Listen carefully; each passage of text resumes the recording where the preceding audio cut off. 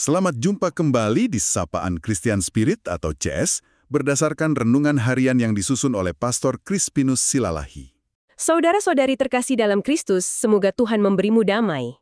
Kali ini kita akan melakukan bincang renungan harian kita berdasarkan perikop kitab suci hari ini. Oke, kita punya satu materi yang Anda bagikan, dan terus terang, ya, judulnya saja sudah langsung bikin saya penasaran. Judulnya memang langsung mengena ya? Betul, ini renungan harian dari Pastor Crispinus Silalahi, judulnya Obat untuk Amnesia Rohani. Amnesia rohani. Sebuah istilah yang kuat sekali. Bukan lupa biasa.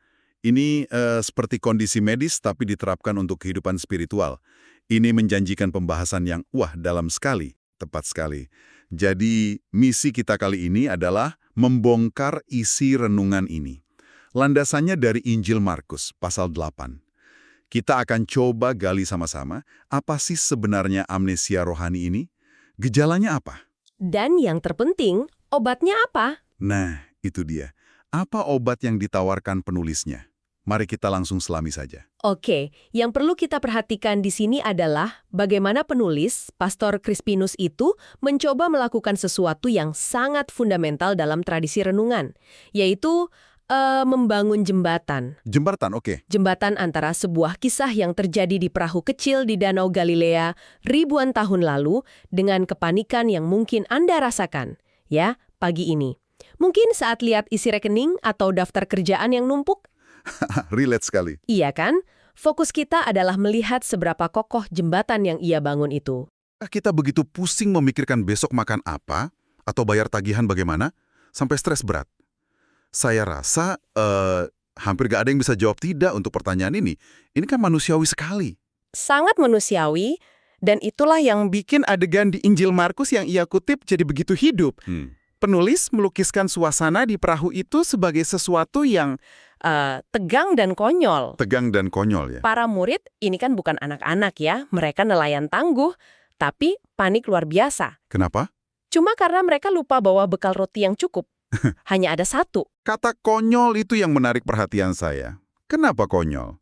Di permukaan kan kekhawatiran mereka logis. Di tengah danau, bekal kurang, ya wajar kalau cemas. Tapi penulis menyoroti sebuah ironi yang luar biasa tajam di sini. Ironi yang menusuk sebetulnya.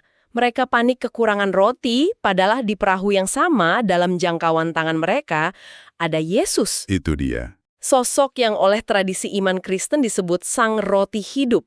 Ibaratnya mereka punya pabrik rotinya, tapi mereka panik karena hanya punya satu bungkus roti. Nah, inilah inti kekonyolan yang dimaksud penulis. Jadi ini bukan soal salah manajemen logistik ya. Yesus menegur mereka bukan karena mereka pelupa. Bukan. Penulis menekankan teguran Yesus itu lebih dalam. Ditujukan pada kondisi hati mereka yang ia sebut degil atau tumpul. Hati yang tidak bisa menghubungkan titik-titik, gitu ya? Persis. Dan dari situlah muncul istilah kunci dari renungan ini. Amnesia rohani. Nah, ini dia. Menurut definisi yang dijabarkan penulis, ini adalah kondisi saat kita lupa total akan pertolongan dan mujizat Tuhan di masa lalu. Tepat di saat kita dihadapkan pada masalah baru. Oh, jadi timingnya spesifik ya? Spesifik sekali. Para murid ini kan baru saja lihat Yesus memberi makan 5.000 orang, terus 4.000 orang. Dari bekal yang sangat minim. Itu bukan dongeng buat mereka, itu kejadian nyata di depan mata. Iya, betul. Tapi begitu muncul masalah baru, yang skalanya jauh lebih kecil, cuma lupa bawa roti, semua ingatan spektakuler itu seolah terhapus, lenyap dari memori. Wah, ini menarik. Ini mengubah cara pandang kita soal kecemasan. Jadi, cemas itu bukan semata-mata reaksi terhadap masalah saat ini. Betul. Tapi juga gejala dari kegagalan kita untuk mengingat masa lalu dengan benar. Penulis kemudian mengaitkan ini dengan konsep yang ia sebut logika kekurangan. Bisa tolong dijelaskan apa maksudnya? Oke, logika kekurangan ini, cara berpikir yang terobsesi pada apa yang tidak ada. Fokus pada minusnya ya? Iya, para murid hanya melihat kita cuma punya satu roti. Mereka tidak melihat, tapi kita punya Yesus. Pikiran mereka itu terkunci pada angka 1, pada kelangkaan. Mereka nggak bisa lihat kelimpahan yang sesungguhnya ada bersama mereka dalam wujud pribadi Yesus. Logika inilah menurut penulis bahan bakar utama dari kepanikan dan amnesia rohani. saya harus akui, ini relevan sekali. Zaman sekarang logika kekurangan ini kayaknya sudah terpasang di sistem operasi kita ya. Betul sekali. Kurang. Kita lihat CV, fokusnya pada pengalaman yang tidak ada. Media sosial bahkan memperparah ini kan, terus-menerus menunjukin apa yang nggak kita miliki. Tepat. Penulis berhasil mendiagnosis sebuah penyakit spiritual yang gejalanya sangat terasa dalam kehidupan modern.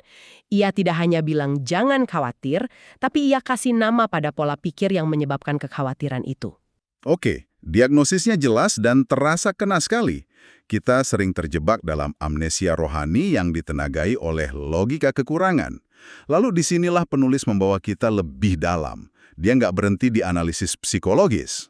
Ia masuk ke ranah teologis untuk menawarkan obatnya. Betul, ia menyoroti frasa kunci dari Injil, hanya mempunyai satu roti. Ternyata ini bukan sekedar detail cerita ya. Bukan, sama sekali bukan. Disinilah renungan ini menunjukkan kedalamannya. Penulis mengutip tradisi gereja, khususnya para bapak gereja awal, yang menafsirkan kalimat itu secara simbolis.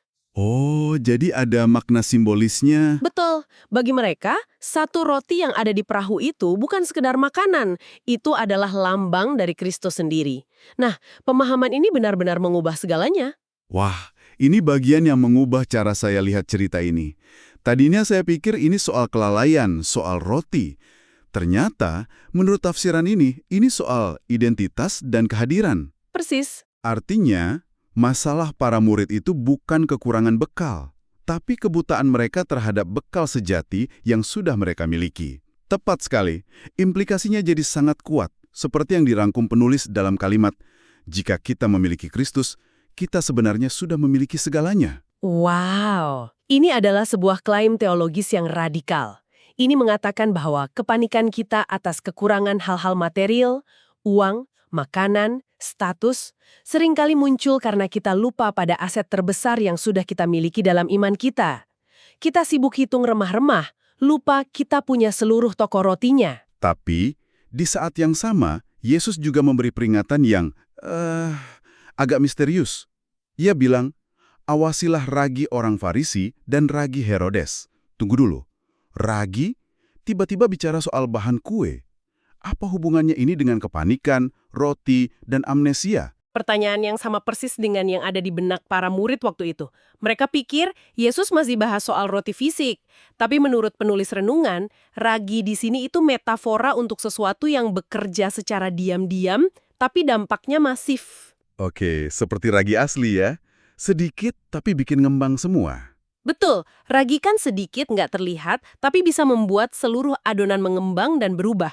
Jadi, ragi Farisi dan Herodes ini semacam pengaruh buruk yang bekerja di dalam hati kita tanpa kita sadari. Tepat. Penulis menafsirkannya sebagai mentalitas duniawi, sebuah sistem nilai yang secara perlahan tapi pasti merusak iman. Contohnya seperti apa? Ragi Farisi itu melambangkan kemunafikan, legalisme agama yang kosong. Sementara ragi Herodes itu melambangkan kepercayaan pada kekuasaan politik, kekuatan, dan intrik duniawi. Keduanya menurut penulis membuat kita secara bertahap lebih percaya pada kekuatan uang, koneksi, citra diri, daripada pada penyelenggaraan Tuhan. Ragi inilah yang jadi virus penyebab amnesia rohani. Sekarang jadi terhubung.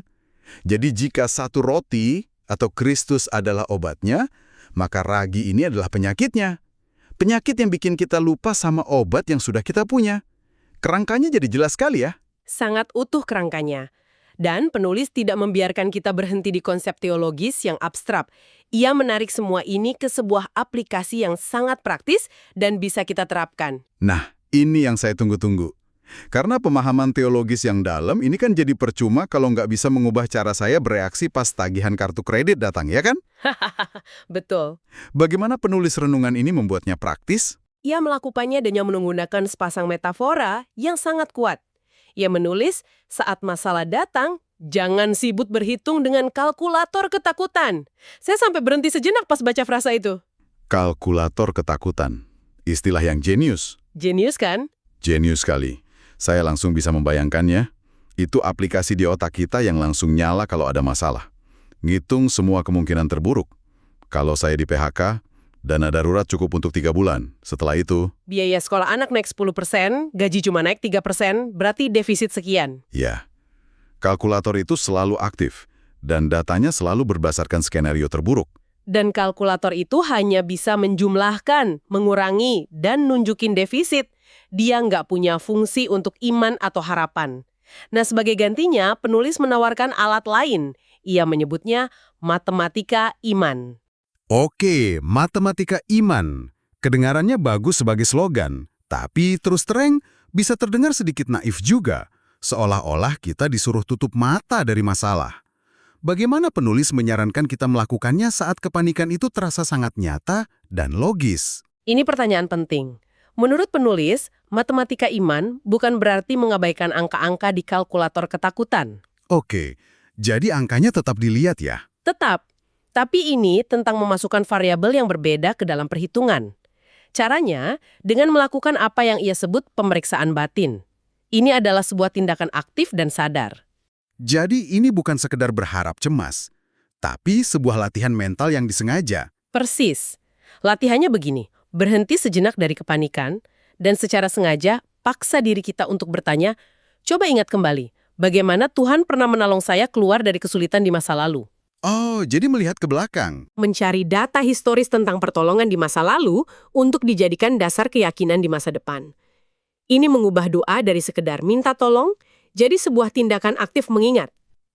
Ini mengubah segalanya. Rasanya beda sekali antara berkata, Tuhan, tolong saya tidak tahu harus bagaimana. Dengan berkata, Tuhan, saya ingat dulu pas saya di posisi sulit A, Engkau buka jalan B, jadi saya percaya, di tengah kesulitan C ini, Engkau juga sanggup menolong. Yang kedua terasa lebih berdaya ya, jauh lebih berdaya. Penulis merangkum logika dari matematika iman ini dalam satu kalimat kunci yang jadi penawar langsung untuk amnesia. Jika dulu Tuhan sanggup menolong, hari ini pun Tuhan sanggup. Kuat sekali kalimatnya. Ini adalah obat yang diresepkan. Anda tidak menunggu ingatan itu datang secara pasif, Anda secara aktif memanggilnya kembali. Ini adalah disiplin rohani untuk melawan kondisi lupa. Dan penulis menutup lingkaran argumennya dengan menghubungkan ini kembali ke analogi perahu di awal. Ia mengatakan, jangan sampai kecemasan membuat kita lupa bahwa Tuhan ada di perahu, rumah tangga, dan pekerjaan kita. Iya, perahu itu bukan lagi sekedar benda di Danau Galilea, tapi simbol dari kehidupan kita sehari-hari. Tempat di mana kita paling sering merasa sendirian dan kekurangan bekal. Dan ini memunculkan sebuah refleksi penting bagi kita, ya, bagi Anda yang mendengarkan. Seberapa sering kita secara default langsung menyalakan kalkulator ketakutan itu? Dan seberapa terlatih kita untuk secara sadar beralih ke matematika iman.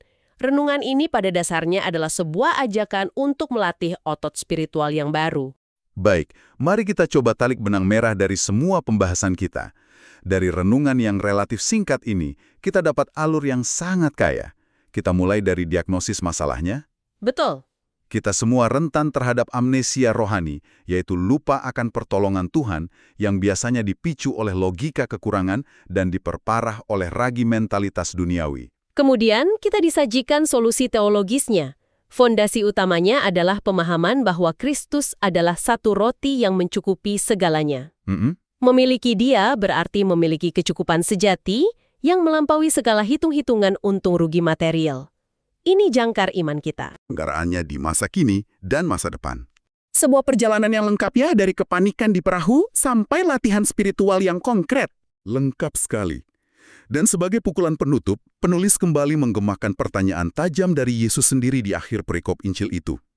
Kamu mempunyai mata, tidakkah kamu melihat? Kamu mempunyai telinga, tidakkah kamu mendengar? Pertanyaan yang menggugat sekali. Sangat menggugat ketumpulan hati kita. Penulis kemudian mengarahkan kita pada sebuah kesimpulan praktis dalam kehidupan gereja. Ia mengajak kita untuk membuka mata iman itu dan menyadari bahwa satu roti yang sama hadir secara nyata dalam perayaan Ekaristi. Dan ia cukup untuk segala kebutuhan kita. Sebuah pengingat yang kuat. Sebagai penutup, kami ingin meninggalkan satu pemikiran untuk Anda renungkan lebih jauh. Renungan ini berfokus pada pentingnya mengingat pertolongan Tuhan di masa lalu untuk mengatasi ketakutan saat ini. Itu fondasi yang sangat kokoh. Betul. Tapi sebagai bahan perenungan untuk Anda, bagaimana jika kita melangkah lebih jauh? Selain mengingat masa lalu, seperti apa bentuknya jika kita melatih diri untuk secara aktif mencari dan mengenali kehadiran satu roti itu di tengah tantangan yang belum terjadi atau yang sedang kita hadapi saat ini, bukan hanya sebagai kenangan ya. Bukan, tapi sebagai kehadiran yang aktif. Bagaimana kita bisa melatih mata iman kita untuk melihat kelimpahannya bukan hanya di belakang kita, tapi juga di sini, sekarang, dan di depan kita. Semoga Tuhan memberi engkau damai dan kebaikan.